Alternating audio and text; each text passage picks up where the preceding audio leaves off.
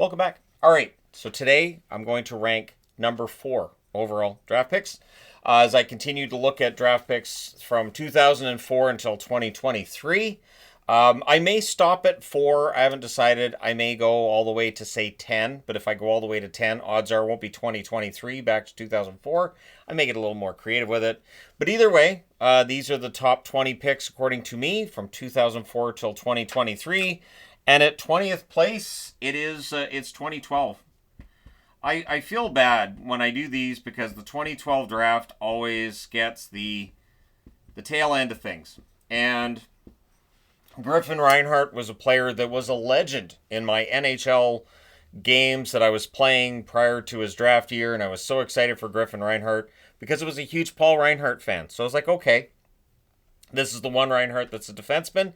Should be a pretty good bet to be an NHLer and pretty good NHLer. And based on the video games I was playing, he was going to become a great, and it didn't happen. Griffin Reinhart's 20th on the board, and it's too bad. It is an example of how the hype for players sometimes before they're drafted can get away from them. Number 19. From 2005. So, Benoit Pouliot had a decent career, honestly. I thought at the NHL level he was decent, but as a number 4 overall draft pick, he ends up 19th on this board.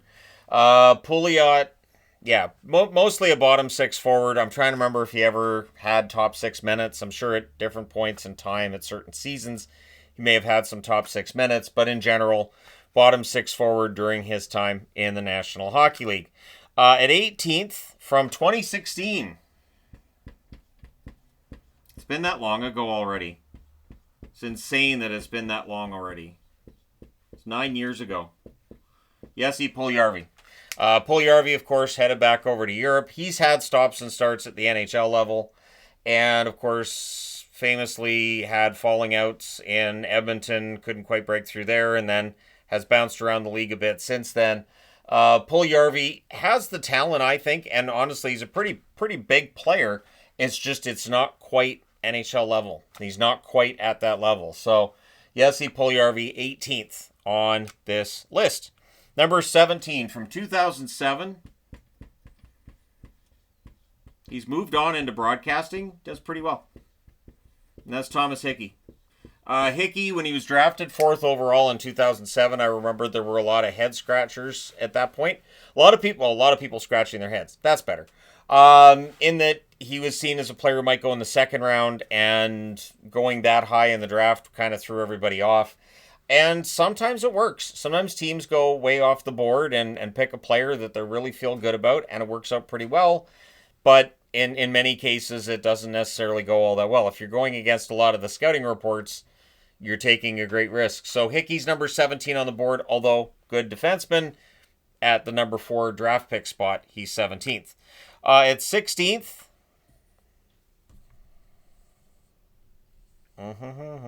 Looking for it. It's in here. There it is. From 2022. So I just had to look to the top of the page. That's Shane Wright. Shane Wright, to this point in his career, I don't think has shown enough to be higher than 16th on the board, but that potential is still there. And Seattle's brought him along slowly.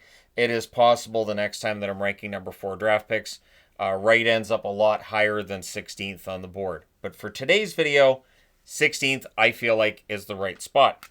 15th place on the board goes to, from 2023...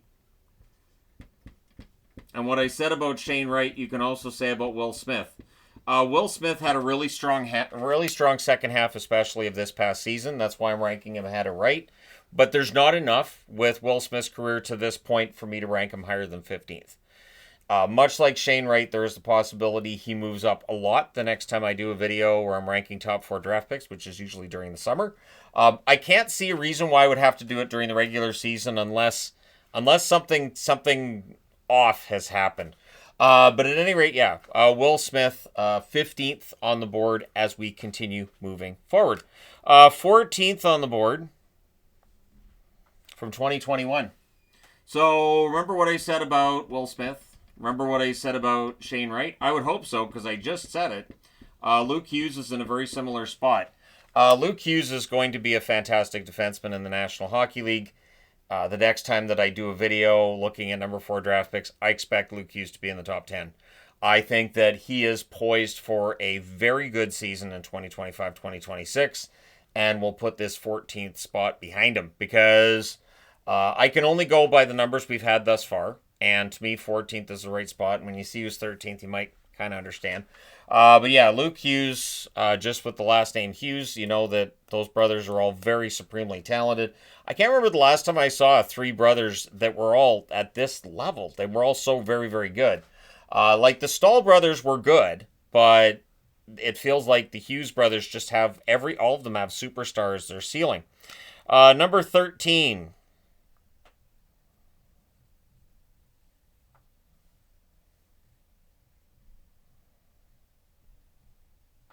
All right, from 2004, I'm just going back and forth on it a little bit. Hey, I argue with myself on these lists. Andrew Ladd from 2004 had a good career. Solid top 6 forward for a while there. And based on that career that he had, I feel like 13th is the right spot for Andrew Ladd. So, understandable for those who see Luke Hughes, Will Smith, and the potential for them to be a lot better. But to this point, the numbers, I'm fine with having Ladd at 13th on the board. Moving on to number 12. And that's from 2019.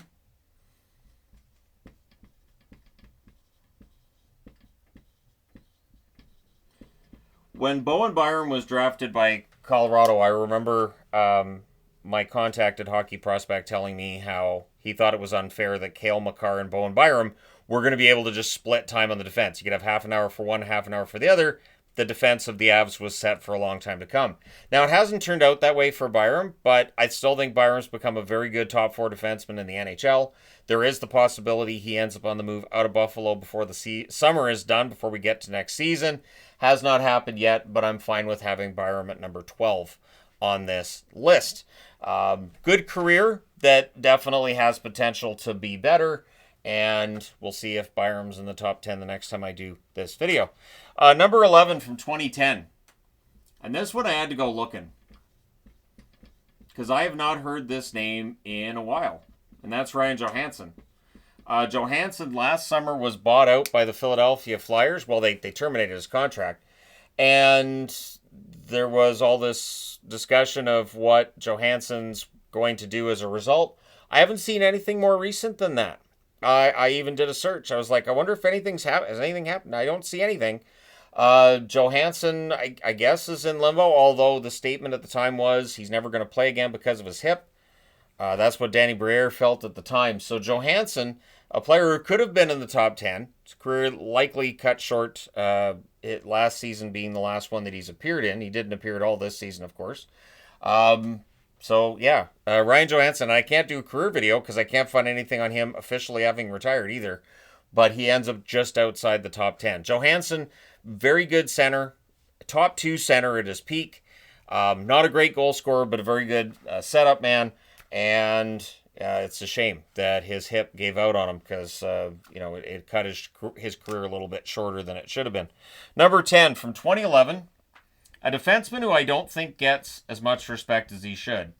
And I know this because he was traded at one point for Taylor Hall, and Adam Larson as a return was seen as larceny by the New Jersey Devils. But Adam Larson had a good run with the Edmonton Oilers and has been excellent for Seattle. I think he's one of the more underrated defensemen in the NHL. I honestly think at this point in time in his career, Larson's a little bit underrated. And proven by the fact, too, that when I was looking at numbers after the Four Nations break, Larson's numbers in Seattle were ridiculous. So, honestly, he's better offensively than he gets credit for, and he's quite good defensively as well. So he may not have lived up to the hype from back in 2011, but he still had a very good, very long career. At 9th, from 2009, a divisive figure around hockey circles, sure.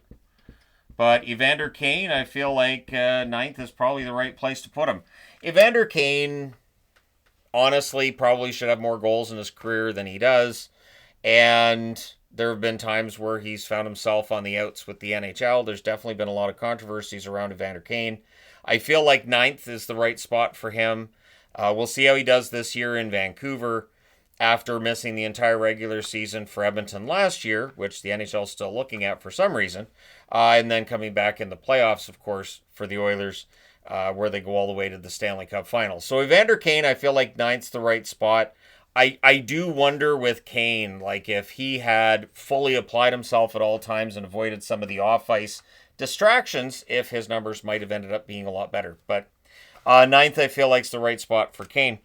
Eighth spot goes to, from 2013, a good example of how a trade can make a huge difference. So Seth Jones, 2013. When Chicago signed him to that contract, it was seen as a bad contract. And that storyline played out through this year. And then they trade a majority of that cap hit to the Florida Panthers. And there were some that felt like maybe Florida was making a mistake here picking up Seth Jones. But Seth Jones turned his game around in Florida, or maybe just Chicago made him look worse than what he was. Either way, Seth Jones, really, really good run, and ends up winning a Stanley Cup with the Florida Panthers. So Seth Jones has that to his name. I think he's been a very good top 2/top 4 defenseman throughout his career. So to me, Seth Jones in 8th place makes a lot of sense. 7th on the board, back in 2008. Yes. It'll only take me 5 minutes to write the name out. Don't worry. Alex Pietrangelo. And Pietrangelo is a player who may very well be at the end of his career. Vegas talking about what's going on with Pietrangelo.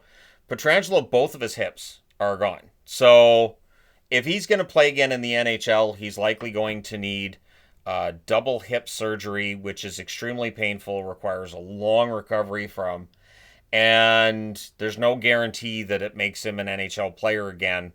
So Pietrangelo's in a position right now, which is unfortunate, and I hope he's able to battle his way through it and either have a really good life outside of hockey, and maybe his career is done, but he's still able to have a good family life and social life and all that. And if he's able to come back and play, great. But he's got a Stanley Cup ring from St. Louis, a Stanley Cup ring from the Vegas Golden Knights. And I think one could argue about Pietrangelo as to whether or not he might belong in the Hall of Fame. And that's a name that we could argue about on another date. But for me, 7th place is the right place for Pietrangelo, who has been an excellent defenseman throughout most of his career. He did have his struggles this season, but now that we know about his hips, it makes sense. And 6th place from 2018. And what's interesting to me with Brady Tkachuk is that I don't think we've seen the best from Tkachuk yet. I don't. Offensively, I don't think we've seen the best that Tkachuk has to offer. I feel like Brady Tkachuk is still becoming that player. I don't see any reason why Brady Tkachuk can't score as many points as Matthew Tkachuk. I think they're both equally talented. Brady Tkachuk is a leader. He is hot-headed at times, but if he channels that, and at times he channels it very well, it's very effective for him and makes him more dangerous on the ice. And so, of course, he's going off to the Olympics this year. Brady Tkachuk is flirting with legendary status on the American side of things, but as a hockey player, I still think there's more points to be had. I think Brady Tkachuk can score more points than he's shown. He only had, I think, 55 this past season. He should be at least a point per game, but I think there's a 90-point season there for Tkachuk if he really totally applies himself. 5th place on the board from 2020. And, you know, we went through years where Sasha Barkov was seen as the most underrated player in the game. I think Lucas Raymond's getting there. I do. I think that Lucas Raymond is in that conversation now for players who are underrated. Just looking at lists I've seen in the offseason and Raymond's position on them, or just not on them at all, I think he's now underrated. Part of it may very well be that he plays for a Detroit team that's been disappointing, right? At least this season it was seen as a disappointment after getting so close to the playoffs in the previous year. But Lucas Raymond is a legitimate force in the National Hockey League, and I think his best days are ahead of him. And so, yeah, Raymond, 5th overall, and I think at some point in time, Will Smith ends up being seen in that same light as like a Lucas Raymond. 4th on the board is... Okay, who did I write down for fourth? Who did I give fourth to? There it is. From 2015. Figuring out where Mitch Marner fits onto this board is not easy. Mitch Marner's reputation is, in my mind, I think he is now overly criticized. I get it. I understand. But Mitch Marner is still a player who can score 100 points a season. He can put up 75 plus assists. He is one of the best playmakers. Plus, he can play the point on the power play. I thought defensively he really took that next step with Toronto. And the fact that he was willing to learn how to play on defense showed that he's willing to do whatever he has to help his teammates out. I understand the results in the playoffs. I totally get why people are, it's easy to just throw dirt on the Toronto Maple Leafs and their core players. I think Marner's going to prove some people wrong in Las Vegas this year. And so Vegas picking up Marner, the 2015 pick, who was fourth overall, I think that was a brilliant move by them. I understand there are people who don't like it and maybe don't like the contract, but we'll see. And I had to have Marner at fourth because third, from 2014, and this is where it gets difficult. This is where ranking players, as I consider doing a ranking of all the top forwards, defensemen, and goaltenders again. That'll be August videos. Sam Bennett, 2014. I have him third. Look, he won the Conn Smythe. In the playoffs, Bennett's fantastic. In the regular season, he's good. And this has been a storyline for Bennett since he was in Calgary, where he raises his game in the playoffs. I used to say when he was in Calgary, if they could get playoff Bennett in the regular season, they'd have something going there. He's a 30-plus goal scorer if they get playoff Bennett. We had the ultimate playoff Bennett this year, and he wins the Conn Smythe. So Bennett, to me, because of that Conn Smythe, I have to put him above Marner. But if this was strictly regular season results, and if I'm strictly ranking forwards in the NHL, don't be surprised if I have Marner ahead of Bennett. It's just that discussion point, right? Like you could say, well, Conn Smythe and Stanley Cup, but there could be people watching this who say, yeah, but if Bennett had played in Winnipeg, he doesn't win a Stanley Cup or the Conn Smythe. Does he end up third on the board? And that's a valid question. So it is difficult when ranking players because it's easy to point to certain goals and certain accomplishments, but there's always that counter argument. There's always a counter argument. So if you want Marner at third and Bennett at fourth, I honestly had them that way, and I switched them based on Bennett having that Conn Smythe. Bennett had a good regular season. He signed that extension in Florida. He's part of the reason this team's staring down the possibility of being a dynasty in the NHL. So I had to have Bennett at third. Second on the board, from 2006, still active, but headed to Sweden. And that's Nicklas Backstrom. One thing that used to throw me off with Nicklas Backstrom was there were two Nicklas Backstroms in the NHL. There was the goaltender in Minnesota and the forward in Washington, and it used to drive me crazy because they're spelled the same. So the fact that Nicklas Backstrom, the goaltender, his career ended a long time before the forward, I greatly appreciate that because then I don't have to write Nicklas Backstrom on the board and have people asking, well, which one? So 2006, the Washington Capitals draft Nicklas Backstrom. Now, an argument that you can have, and I would say this is an interesting argument to have, is Backstrom, tons of assists, lots of points, well over 1,000 points in his career, but played with Ovechkin a ton. So Ovechkin's goal totals are in large part, I think, because Backstrom was a great forward and they had great chemistry. Backstrom's assists are in large part because he was passing to Ovechkin, arguably the greatest goal scorer in the history of the game. I don't think one diminishes the other. So I think that Backstrom deserves this number 2 spot. And as the fourth overall pick in 2006, a year after they picked Ovechkin first overall, they were setting themselves up for that 2018 Stanley Cup. But Backstrom, I have at number 2 because at number 1, and I never doubted this one for a second at all. There was just no other option. 2017. And what I remember in 2017, too, was Colorado fans being mad that they lost the draft lottery. They then drafted Cale Makar at 4th overall that year. So what's interesting is, if they had won that draft lottery, would they have drafted Makar? Give me 1 second. I'm just gonna pause. Sorry, just I had to fix it because it looked like Cole Makar, and I knew I had to change that, make sure that it could clearly see Cale Makar. Cale Makar is arguably the best defenseman of this generation. I say arguably because if I say he's the best defenseman, there's a lot of arguing. But Makar's numbers are ridiculous. When you are being compared to Denny Potvin and Bobby Orr, you're in the realm of the greatest defenseman in the history of the game. So Cale Makar, for me, is the easy pick for the number one on this chart of number 4 overall draft picks being drafted in 2017.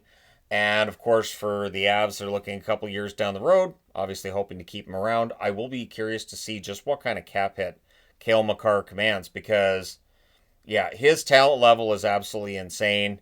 And it is rare to see defensemen who can go out and put up goals like that and just make it look easy. So there you go. Number 4 draft picks from 2004. 2004 being here, Andrew Ladd, right through to 2023, which is here, Will Smith. But let me know your thoughts in the comment section below, as always. Hit like and subscribe in the event you may not have done so already. Thank you guys so much for all your support as always. I will talk to you again soon.